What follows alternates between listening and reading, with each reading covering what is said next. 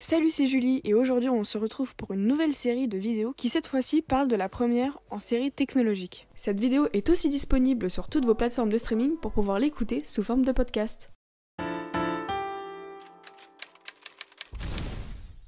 Pour ce premier épisode, nous retrouvons Kevin qui va nous parler de la filière STL. Salut! Salut, ça va? Donc vas-y, présente-toi et présente un peu ce que ça veut dire STL et un peu ce qu'on peut faire avec, même si on parlera plus tard des métiers et tout. Moi, je m'appelle Kevin, j'ai 17 ans, je suis à Saint-Germain dans le lycée Léonard de Vinci. STL, c'est sciences et techniques en laboratoire. Je dirais, c'est une S, mais plutôt vraiment orienté vers les laboratoires. D'accord. C'est plus la pratique que la théorie de la science. Et ça, c'est beaucoup plus la pratique. D'accord. Quelles sont les matières et combien t'as d'heures de cours environ par matière en première? Donc par semaine, déjà pour commencer, il y a biotechnologie. Ouais. Ça, il me semble que c'est à peu près 6h30 par semaine. Ah ouais. Un peu plus de ça, 8h même, je crois. Après, il y a biochimie, biologie. Celle-là, il y a 4 heures, genre 2 heures un jour, 2 heures l'autre jour. Après, il y a le tronc commun. D'accord. Ouais, français, anglais et tout. Anglais, il y a ETLV aussi, je n'en ai pas parlé. Enseignement technologique en LVA. D'accord. En anglais. Tu fais biotechnologie, mais en langue. D'accord. Ça aussi, c'est important, faut préciser. Vous avez des maths aussi, du coup, dans le tronc commun? Enfin, dans les matières un peu classiques? Ouais, on a des maths. D'accord. Le niveau attendu, quand tu rentres en première, il faut, je pense, être bon dans les matières scientifiques, en tout cas en seconde, il faut quand même avoir un bon niveau. C'est ça, et il me semble qu'avec la réforme, on demande un meilleur niveau, parce que maintenant, avec la réforme, on fait en première, c'est niveau terminal. D'accord, on fait un programme oui. de terminal, donc Oui. il y a un niveau beaucoup plus... D'accord. Il faut être bon, mais surtout dans tout ce qui est pratique, du coup. Il faut être meilleur en TP qu'en cours, même si, enfin... Ça peut être les deux, parce qu'il D'accord. faut surtout être autonome. D'accord, oui, c'est ça. Du coup, le nombre de devoirs à faire, est-ce que le soir, vous avez beaucoup de travail? Ou c'est... Il y a énormément de devoirs à faire. Ah ouais? Énormément. C'est quoi? Enfin, je ne peux pas abuser, mais Oui. il y a vraiment beaucoup de devoirs. Il faut savoir être autonome. Il n'y a pas beaucoup de trucs à faire en cours, parce que des fois, c'est la pratique, on fait de la théorie, on note des trucs. Mais quand c'est des exercices, il faut savoir se débrouiller. D'accord. Du coup, on fait tout à la maison.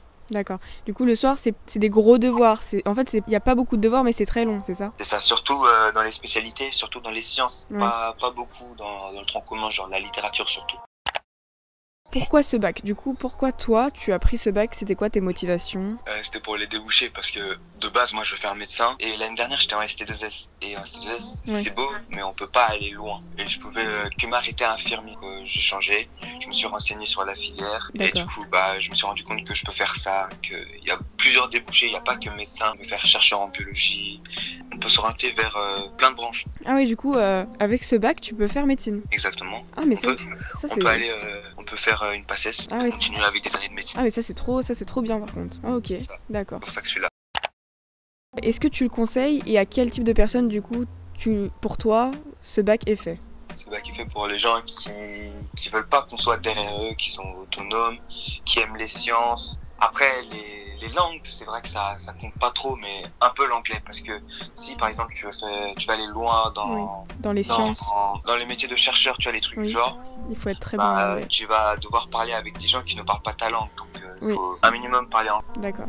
Oui, c'est vrai parce que dans les études supérieures, il y a beaucoup de cours qui sont des cours de sciences, des cours de maths qui sont en anglais. C'est ça. Comment ça se passe pour les E3C du coup? En première, comment ça s'est passé? Les E3C1, on avait histoire, espagnol, anglais et maths. Ouais. Et au deuxième, il n'y avait pas une espèce de spé que vous arrêtiez en plus, enfin même si on l'a pas fait? Bon, à cause du confinement, c'était censé être la même chose. Et les derniers E3C, on était aussi censé faire en plus nos spécialités. Genre, pour moi, pour la STL, c'est biochimie, biologie et biotechnologie. Du coup, les débouchés, on en a un peu parlé. Du coup, c'est tout ce qui est médecine et études pour être chercheur, etc. Tu peux t'arrêter à BTS, comme tu peux t'arrêter à la licence, comme au master, tu peux aller jusqu'au doctorat. Ça dépend de toi, tu peux aller loin, comme tu peux t'arrêter, genre, même à infirmier si tu veux. Ah oui. Ah, tu peux faire aussi infirmier avec ce bac? C'est de la biologie, c'est de la biochimie, on parle de ça, donc tu peux bien sûr faire infirmier. D'accord. Et du coup, est-ce que tu as des trucs à dire en plus, des conseils à donner pour les futures premières? Faut travailler. D'accord. Faut vraiment travailler. Parce que sinon, t'es à la traîne. D'accord. Si tu ne suis pas, t'es à la traîne. Ok, merci beaucoup. Merci d'avoir regardé cette vidéo. Si celle-ci t'a plu, n'hésite pas à t'abonner pour ne pas louper la vidéo de la semaine prochaine sur une autre spécialité. Bye! your sleep.